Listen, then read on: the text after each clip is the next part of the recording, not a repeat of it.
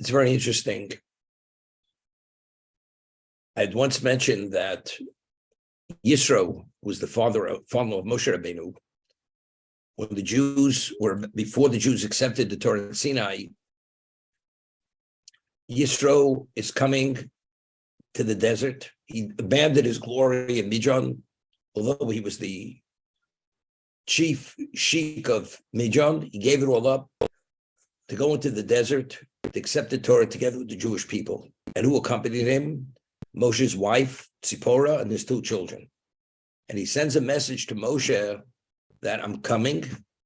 And if you come out to greet me for me, it's okay. But if you feel I'm not worthy or for whatever reason, you should come out to greet your wife. And if you feel for whatever reason your wife is not sufficient, come out to greet your two children. He had two sons. So the Minchas tells us that Hashem says to Moshe, you go out to greet him. Now, why was it such a question, as we explained? Because Yisro himself was a pagan initially. He became a monotheist. If Moshe comes out to greet Yisro, that means Aaron and his sons come out. And if Aaron and his sons follow Moshe, that means the elders of Israel come out. And if the elders of Israel come out, that means the millions of Jews who are in the desert are coming out to acknowledge Yisro, to give him that respect, that honor. So the question is, Yisro was questioning in his mind that since initially he represented idolatry, maybe there'd be a little hesitancy that they shouldn't come out to acknowledge him, to have such a acknowledgement. And as the Midrash tells us, the greatest acknowledgement in the history of the world, the greatest honor that anybody was accorded was the Yaakov when he came to Egypt, because his son being the viceroy of Egypt, Yosef, when he came out to greet his father, all the royalty came out, all the wise men of Egypt came out, and all Egypt came out to greet Yaakov. It was the greatest display of honor in the world. This is the height of civilization, and this is the majority of civilization. And the second person was Yisro, that Moshe went out, Aaron, his sons went out to greet Yisro, the elders, and all the Jewish people went out. So it's not so simple. God says to Moshe, you go greet him. Why? Because a man who was originally involved in idolatry, and he abandoned it to believe in me, he's worthy and deserving of that acknowledgement. Therefore, you go out and you acknowledge him and you honor him. And when Moshe heard that, immediately he went out to greet Yisro for Yisro's sake, because he was worthy. That's what it says in the Midrash. But the Midrash continues. We find that the law of the convert who converts to Judaism is mentioned 48 times in the Torah. All the laws pertaining to the convert. And the laws of idolatry are mentioned 48 times in the Torah. 48. Meaning the convert abandoned idolatry, which is mentioned 48 times, to become part of God's people, is mentioned 48 times. So what is the level of accomplishment? It was literally something which is worthy and praiseworthy and exceptional, that he abandoned something which is mentioned 48 times to reiterate the seriousness of what that is and what that power represents. And he extricated himself to come to believe in truth and become part of God's people. So it's 48 verses 48. That's the Midrash. Now, the Talmud tells us that during the First Temple period, what ravaged the Jewish people the majority of the time, which ultimately led to the destruction of the temple, First Temple, was idolatry. Idolatry, the Talmud tells us in Sanhedrin, the desire for idolatry was all-consuming, the evil inclination, even more than the sexual drive in a human being. That's how the Jewish people were affected. The whole world was affected by it to such a degree. At the beginning of the Second Temple period, the Anshe Knesset Gadol, the men of the High Assembly, understanding this, realized that unless they somehow minimize this power, it's just going to repeat itself. So the Talmud tells us they prayed 100 fasts, that God should allow them to destroy the evil inclination of idolatry. and all of a sudden, a lion made of fire comes out of the Holy of Holies, which is the representation of what? Of the evil inclination, which represents idolatry. The men of the High Assembly, they chased it, and they put it in a lead cylinder, sealed it, and destroyed it. After that, the desire and the all-consuming, subsuming desire for that came to an end. Didn't exist any longer. Now, what's interesting, which I made the point in the past, the Holy of Holies, that's the location of the Shekhinah, of divine presence. The high priest is only permitted to go there in Yom Kippur. And where does the evil inclination of idolatry, the representation, emanate from? Where does it leave? It comes out of the Holy of Holies. This is the holiest location. That's where it should come out of. The answer is because whenever you have a positive force, there's always a counter force, and they start out at the same place. There's negative, there's positive. The ultimate positive force is God, all encompassing. He's the Almighty. Everything emanates from him.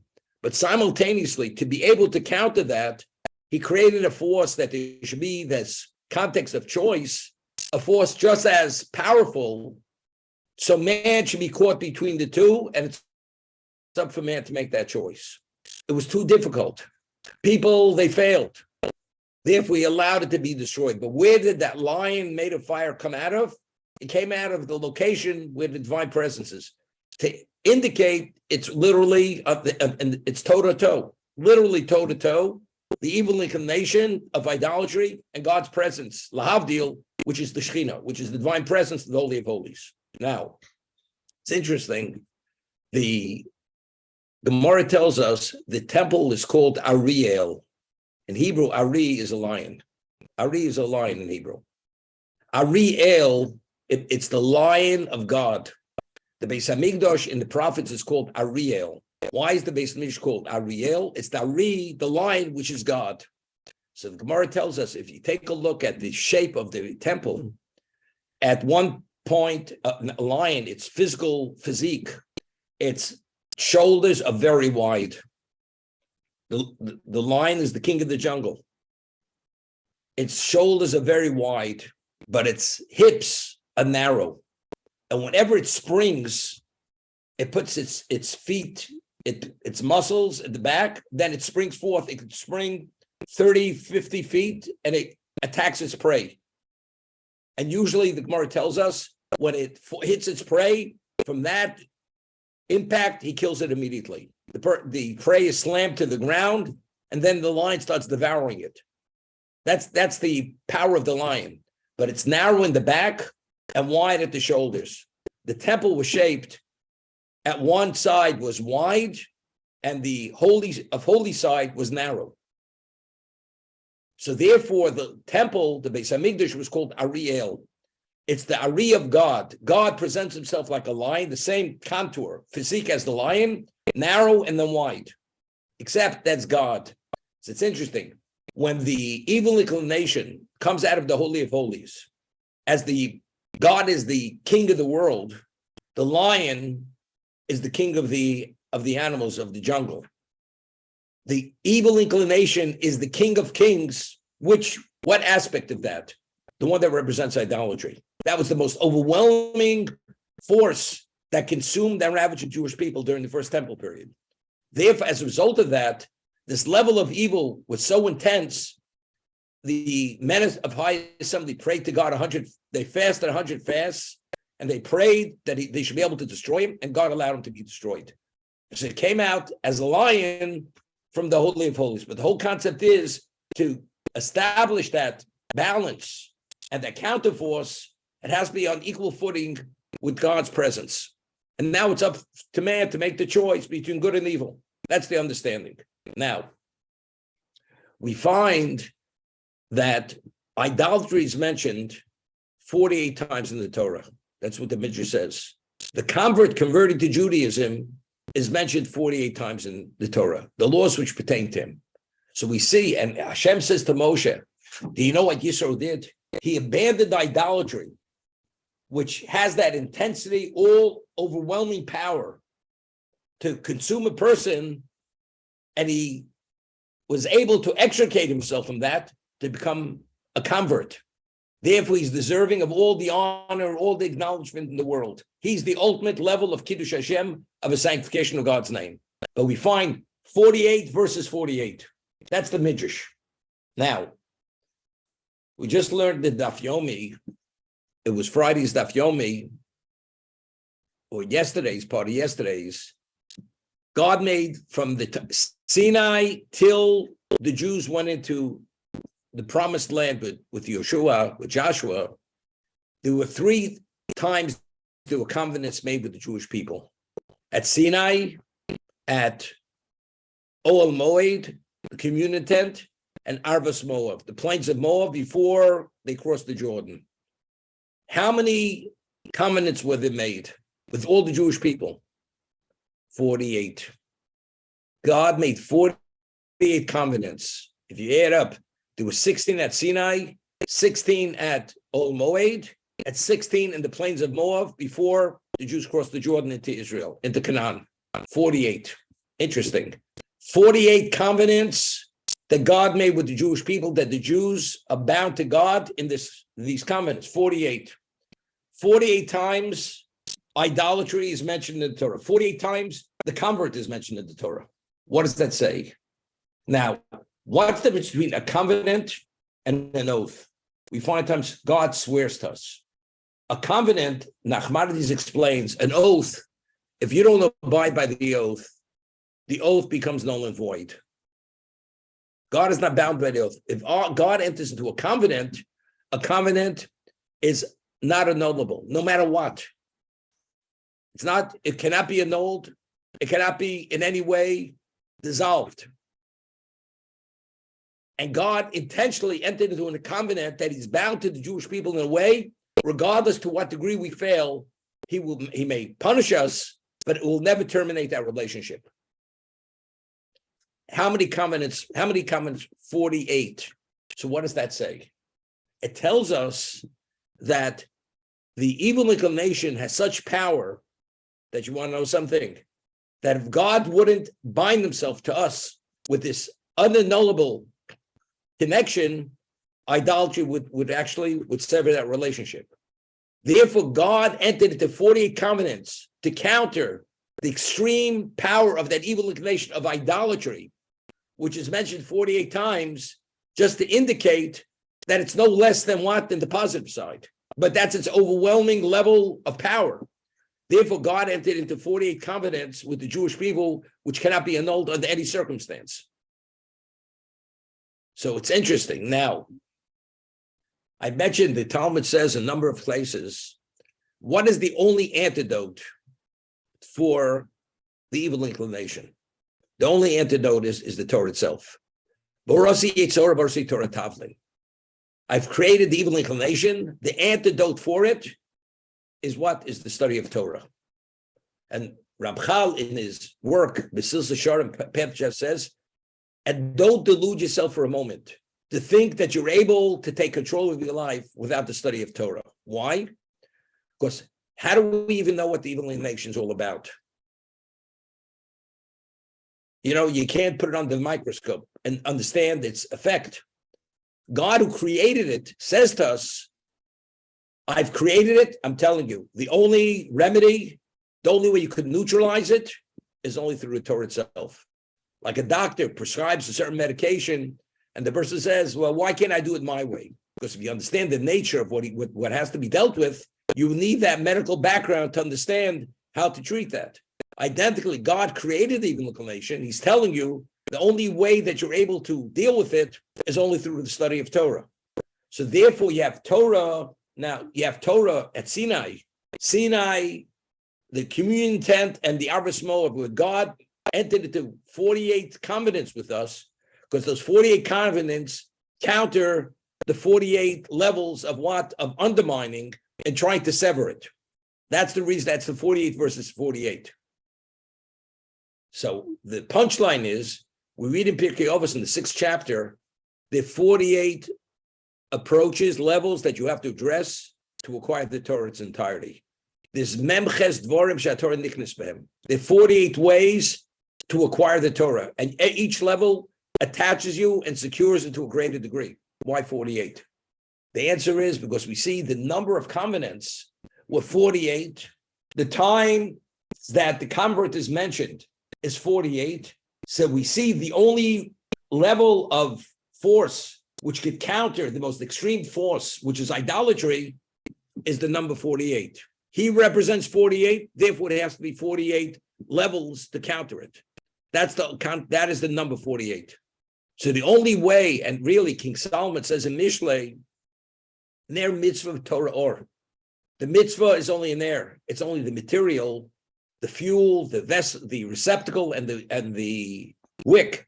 But what's the Torah? That's the illumination. That illumination means you have clarity. If a person understands something is fire, he's not putting his hand in the fire. But if you believe it's other than that, and you could be deluded and misled, you could believe it's something other than that. When you study the Torah, it gives you an understanding and it touches you that you have an appreciation, not only cerebrally, but you actually sense how detrimental it is, and therefore you stay away from it. And that's why, but it's only through the Torah is that the antidote that you're able to deal with it. That's the understanding. This is what I said yesterday. Coming upon, and this was the Daf Yomi just yesterday in what we're studying right now, there were 48 covenants, and this Midrash over there in Yisro, when God says to Moshe, go out and acknowledge him because he's worthy, because if you knew what he accomplished, what he abandoned, it's something which is the ultimate praiseworthy basis. Therefore, he deserves that level of honor and acknowledgement. You, Aaron, his children, the elders, and the whole Jewish people should come out and acknowledge him to communicate how special he is and what his level of accomplishment was. He says something phenomenal. You know, the Mishnah tells us that when Adam was created, he was the only creation that did not have a counterpart. Every living species had, there was a male and a female. Adam was created as a single person, not as a pair, and only afterwards he was created, God took an appendage from him and created the woman. But initially when he was created, and Adam, before he sinned, he had a level of clarity. He understood the value of creation. As it says, Rav Chaim Volozhin writes, the Torah tells us that he named all the living species. What is the name? He just didn't put labels on it. Adam, as it says, he was able to see from one end of the world to the other, and he saw in creation and understood the value in the spiritual and physical makeup, why it was necessary to be part of creation. So based on that understanding, he named each species. So Rav Chaim Volozhin writes in the Nefesh HaChaim, for instance, the eagle in Hebrew is Nesher. Nesher is an eagle. If you would, and it's a Hebrew word, if you would understand what lies in those three letters, you'd understand every aspect of the eagle in its physical makeup, but its representation within the spiritual profile and infrastructure of creation, why the eagle is necessary to be part of the equation. As each species, whether it was the ant, whether it's the butterfly, whether it's the grasshopper, whether it's the lion, it's the tiger, each one has a name, a Hebrew name. Within those letters, if we're able to decipher them, we'd understand the makeup and the purpose of all creation. Adam had that level of clarity. So Adam, when he looked at the world, and he realizes, he sees the celestial, he understands the terrestrial, and the celestial, he understands everything, the galaxies, and nothing is occluded from his understanding. This is before the eating of the tree of knowledge. And he asks himself a question. Why was I created as a soul being without a counterpart like every other living creature? You know what the takeaway is? Bishvili nivra olam. The world was created. My task in life is so extensive and so unlimited. I need a whole universe to address my purpose. That's exactly what it's about. That's why he was created only as a single person, that each person has to say, Bishvili nivra olam. For my sake, the world was created. That's the takeaway of every one of us. So the simple understanding is, what we said, the world was created for me. That only indicates the immensity and how unlimited the task is and what the level of the accomplishment is. We just read in Pirkei Avos yesterday, it was the 4th chapter, says, you should pursue even a simple mitzvah as a much more severe mitzvah. You think it's so simple. It's so light, it's so unimportant, though. It has a level of importance, it's not to be fathomed. Therefore, you should pursue even a simple mitzvah as if you would pursue a more severe mitzvah. Seeing what the world was created for one individual, so what does that say about man's spiritual accomplishment? The world is finite. Evidently, it's meant that this should be the means to create that infinite, or what borders on the infinite. That was Adam's takeaway when he looked at the world. Bishvili nivra olam. So Ramchal defines it slightly different, much more specific. We have every person who's born into existence, every Jew, after Sinai, that we were the Adam. Adam was disenfranchised. The Jewish people assumed his purpose, that we're addressing what he was meant to address, he failed. That means every Jewish soul has to reach a level of perfection, and God gives challenges in existence. No two people have the same challenge. And even if we have the same challenge, the way we experience that challenge, that's made up of our spiritual makeup of our soul, that no two souls are identically alike.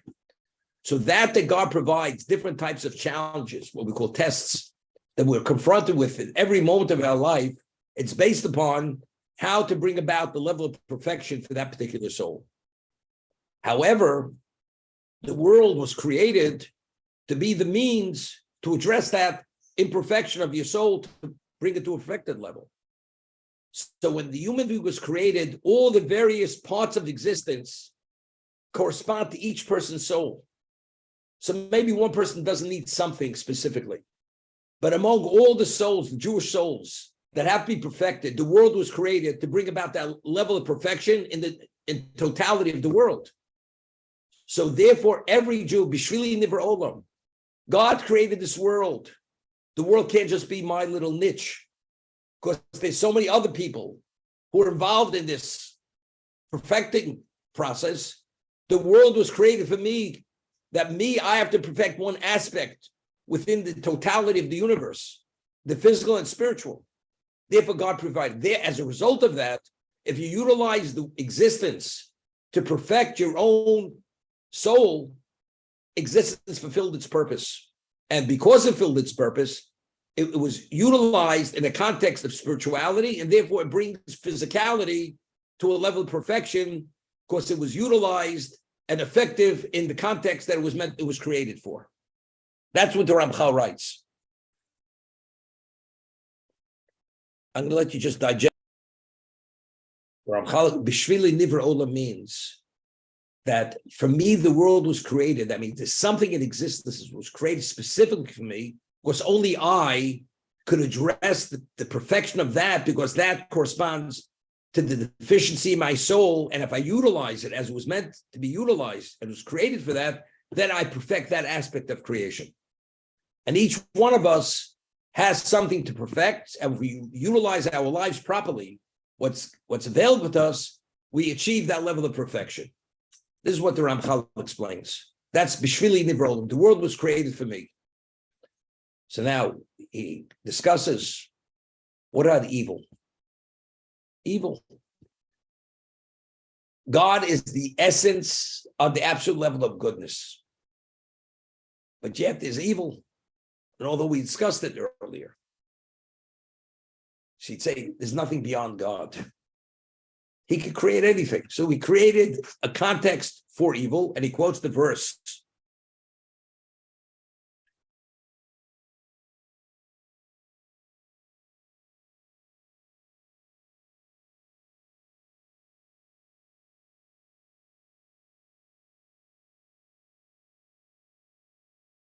That the pasuk says, Yotzer Tov ubore bore ra. He developed goodness, but he created evil. There's a context for evil. We discussed earlier. He doesn't release energies which create evil. When you sin, God removes himself from you, and the result of that disconnect allows evil to become intensified. If God is not there involved in your process of existence. But he says, but why? But why did he create such a context? If God is all good, why did he even create that it should exist? See, he says, because without the challenge, there's no choice. And if there's no choice, the action is not attributed to the person. But if you have the choice and you could go south and you choose to go north, therefore that choice is attributed to you. And the end result is you created that, and therefore you're worthy of what? Of the reward for that action. So what is the value of evil? The value of evil is not to do evil. That is its value. Evil was created not to do evil. So what is ultimately the fruits of evil? The fruits of evil are good. Because the fruits of evil is when you don't do evil. When you don't succumb to temptation. You have the ability to suppress those drives and to do the right thing. So what did evil do to you? That it exists. It achieved a level that you were able to advance in the good column to be accredited to the ultimate, because you did exactly what evil was supposed to do. That you should not succumb to it.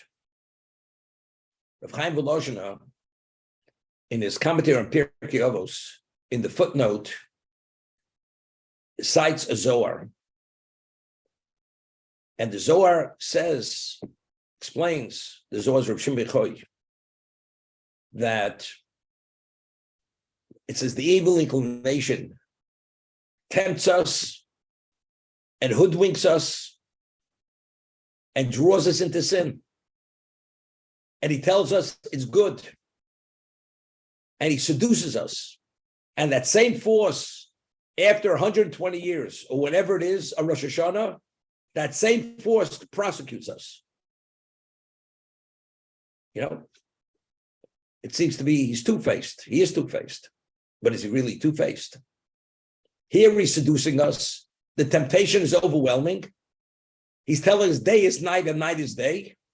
And then when it comes to prosecution, he says, the man deliberately crossed that line. What do you mean? You pushed him off the cliff?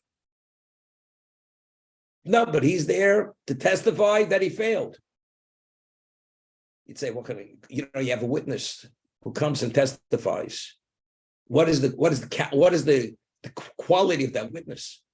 He himself is a mafia guy, Lahavdil. He's a mafioso. He's going to test. He's the guy who wiped that guy out. You wipe people out yourself. You think you have any credibility? But the evil inclination has credibility, great credibility. But he's a two-faced power. So the Zohar, Rav Shuchai says something phenomenal. Phenomenal. He says, what is it analogous to? A king has a son, a very special son. And he wants to give his son special levels of responsibility. So he has to test his mettle.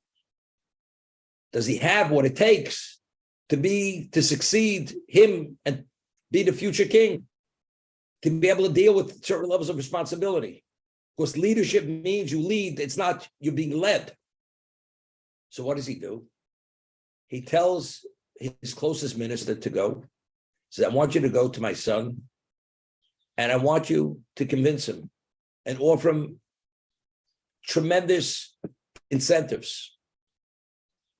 You can take him to a tailor, get him special clothing, special cologne, special jewelry, and I want you to convince him he should go into a brothel and have an illicit affair with some subhuman woman. That's what I want you to do. Because why am I doing it? Because I want to test him. Could he resist that level of temptation? So when the minister goes, is he doing something wrong? He's doing the bidding of the king. And the king is hoping that the son will not succumb. But if the son does succumb, he has to report to the king, your son is not there. Your son failed. So he comes back to testify to the father.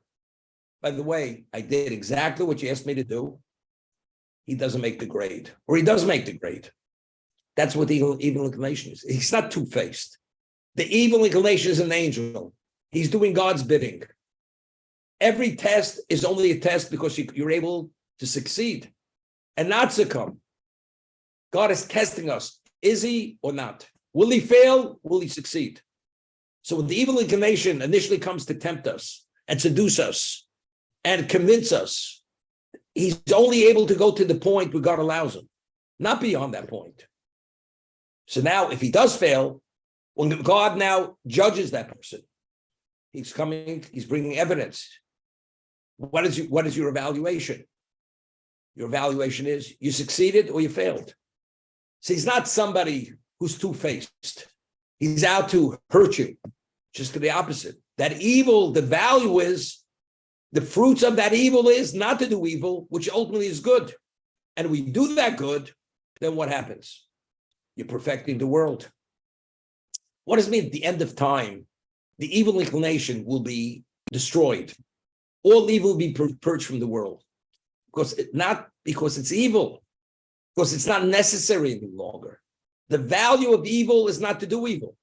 But at the end of time, where the world will reach its level of perfection, what is the value of that power any longer? The king doesn't have to send his emissary to create that state of temptation to see who you are. Because after that, all the souls are born, God knows exactly wherever he's at. Everybody has been through the system. Now we're ready for real time. Real time, there's no place for the evil inclination any longer. He's obsolete. Once he's obsolete, that power ceases to exist. That's the understanding.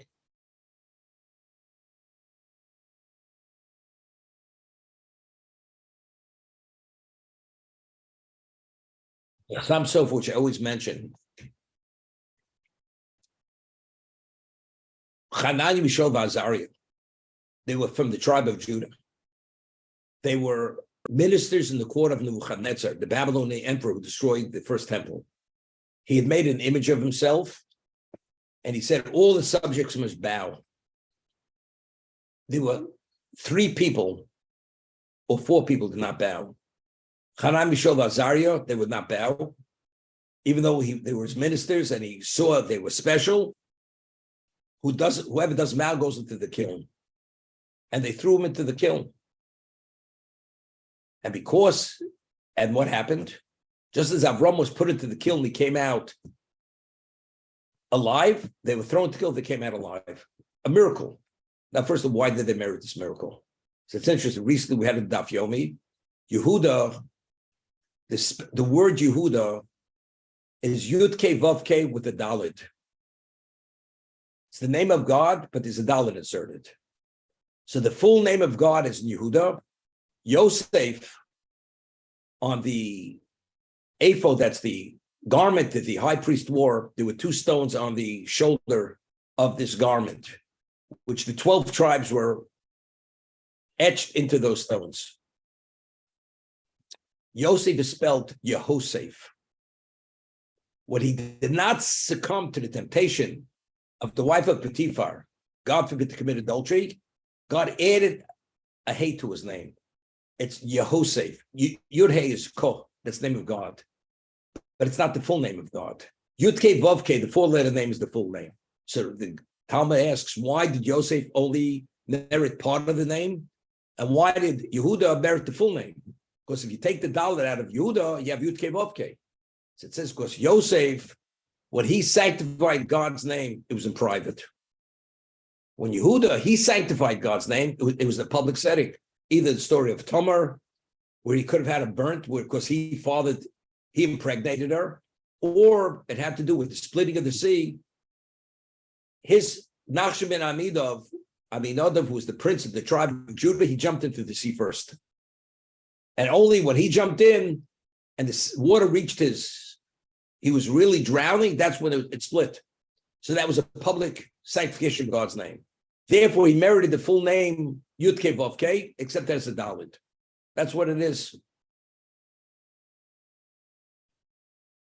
That's a Kiddush Hashem. So, in the merit of that Kiddush Hashem, Hanan, Vishol, Azariah, which are his descendants, they merited the miracle of when they go into the kiln, God says, I will take your descendants out of that kiln. They will survive the kiln. In the merit of the public Kiddush Hashem, because Yehuda represents Yud Kei Vav Kei, because he publicly sanctified God's name. Now, the Talmud tells us that the Chanai, Vishol, Vazar, these three descendants of Yehuda, they were given an ultimatum. Either you bow or you go into the kiln. They said, we're going into the kiln. But if they would have been beaten and tortured to bow, they would have succumbed to the torture. We're talking these people weren't ordinary people. They're very holy people. So the commentators ask, how's it possible? Such special people, even if they would have been tortured, they would have bowed to an idol, which is idolatry. A Jew has to give his life, regardless, not to do idolatry. So how could the Talmud say that if they would have been tortured, they would have bowed?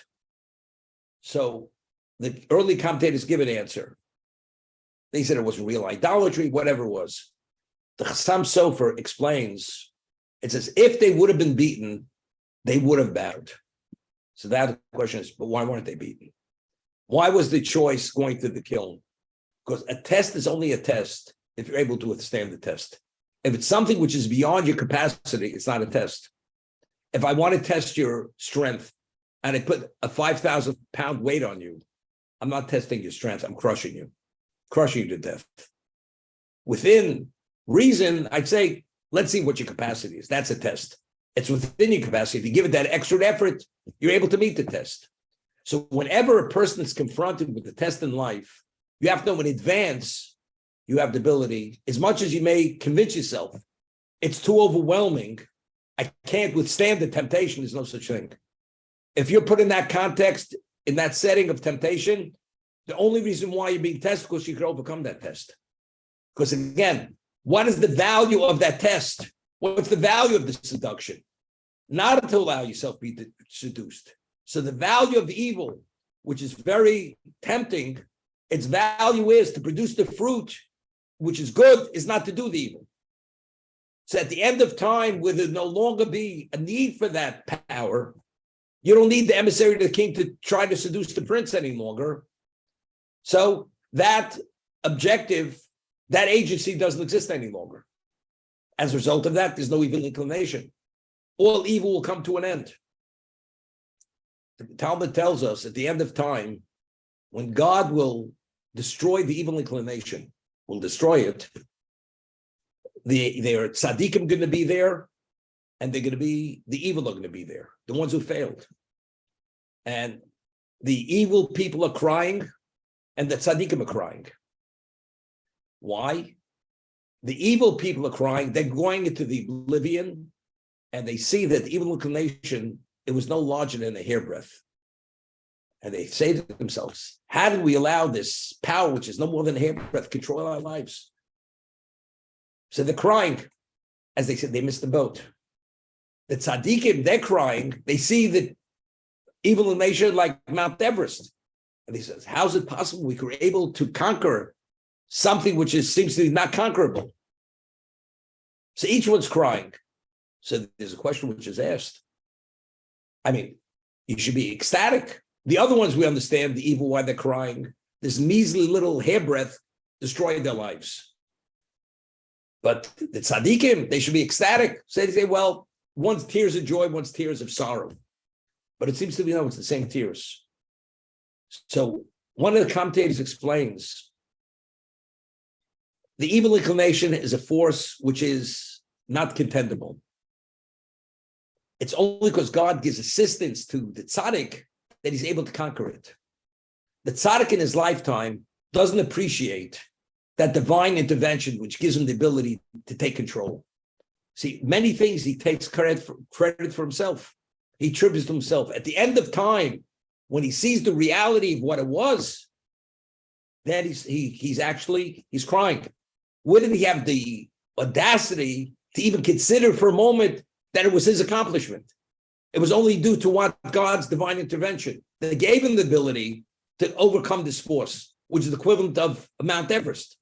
That's the understanding. But the end of time, there's no reason any longer. The force comes to an end because until now, everything was challenges. But now that we've come to the end and everything reaches its level where it's supposed to be, and it's going to be this way for all eternity, what's the value of that angel, of that force? That agency is what? Is shut down. As a result of that, there's no longer an evil inclination. We find, at the end of the Seder, Pesach night, we say Chad Gadya. Chad Gadya. The Zabin Abba, Bezrei Zuzi, there was a kid, a goat that was bought by the father for 2 coins. And there's a whole parody over there till finally comes out. Oboa Shochet V'Shochat Latura. The ritual slaughters the ox. So he slaughtered it. The slocks that drank the water, that extinguished the fire, that burnt the wood, the whole thing. It says, Shochat Latura. Tura in Aramaic is an ox. And after this ritual slaughters the ox. Oboa Hamalchamovis, the angel of death comes, V'Shochat L'Shochet. He takes the life of the Shochet, of the ritual slaughter. Oboa Kodesh Baruch Hu, V'Shochat L'Malchamovis. Then God comes and he slaughters the angel of death. Seems to be. That's the way it ends. And that is the end. That's the ultimate redemption. He slaughters him. But the way we're explaining it, what does it mean he slaughters it? Brings it to an end. Not because he's evil in his essence. The value why God created him was only to produce good fruit. And that, at the end of time, where there's no need for that any longer, because we've already proven where we're at, we don't need that force any longer. God will come, slaughter the angel of death, because there's no reason. Death is only a consequence of sin. But there's no longer sin, and the world's going to be eternal now. What's its value any longer? God brings that force to an end. That's the understanding.